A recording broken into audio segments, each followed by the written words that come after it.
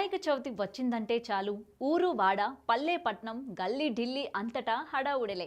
ఎక్కడ చూసినా పండగ వాతావరణమే. అయితే పర్యావరణ హితం కోరే ఎక్కువగా మట్టి విగ్రహాలను వాడుతున్నారు. మరికొందరు వైవిధ్యం కోసం ఆహార పదార్థాలతోనో కరెన్సీలతోనో లేదా కర్రలతోనో లేదా మరికొన్ని వస్తువులతోనో వినాయక విగ్రహాలు తయారు చేస్తున్నారు. కానీ మనం ఇప్పుడు తెలుసుకోబోయే ఈ వినాయక విగ్రహం వెదురు బొంగులతో అద్భుతంగా చెక్కబడింది. ఎక్కడ ఏంటా స్పెషల్ వినాయక విగ్రహం ఇప్పుడు చూద్దాం.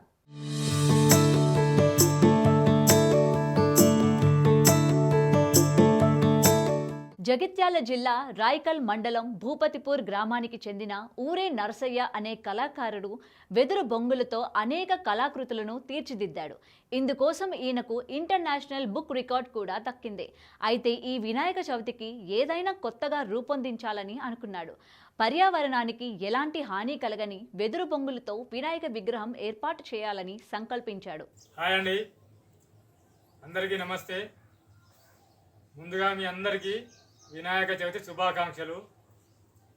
ఇక నా పేరు ఊరే నరసయ్య, గ్రామం భూపతిపూర్, రాయకాల్ మండలం భూపతిపూరు, జిల్లా జగిత్యాల. అయితే చూస్తున్నారు కదా, ఈ యొక్క వినాయకుడిని నేను మనకు సహజ సిద్ధంగా లభించినటువంటి వెదురు బొంగులను ఉపయోగించి తయారు చేయడం జరిగింది. దీనివల్ల పర్యావరణానికి కానీ ఎలాంటి హాని అనేది చేకూరదు, చాలా మంచిగా ఉంటుంది. మట్టి వినాయకులు చేస్తున్నారు, రకరకాల వినాయకులు తయారు చేస్తున్నారు. కానీ నేను వినూత్నంగా ఇది ఒక మా యొక్క కులవృత్తిలో భాగమైనటువంటి వెదురును ఉపయోగించి ఈ యొక్క వినాయకుడిని తయారు చేయడం జరిగింది. దీనివల్ల పర్యావరణానికి చాలా ఎలాంటి హాని అనేది కలగదు, మంచిగా ఉంటుంది. కాబట్టి ఈ మాలాంటి ఒక కళాకారులను ఆదరిస్తారని ఇవన్నీ కూడా ఈ కళాకృతులన్నీ కూడా నేను చేసినాయి. ఈ కళాకృతులన్నీ కూడా వెదురు బొంగులను ఉపయోగించి చేసినాయి.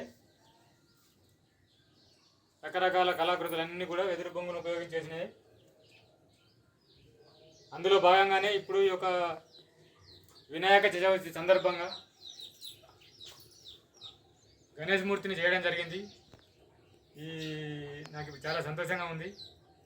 అలాగే మాలాంటి కళాకారులను ఆదరించి ప్రోత్సహించాలని వేడుకుంటూ మరొకసారి మీ అందరికీ వినాయక చవితి శుభాకాంక్షలు. వెంటనే పూనుకున్నాడు.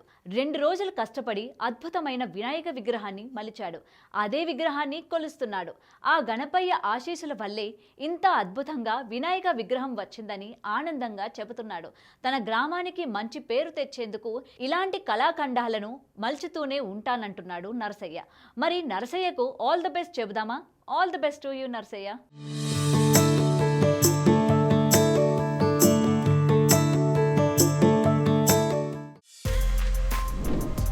For more videos like this, subscribe Big TV channel.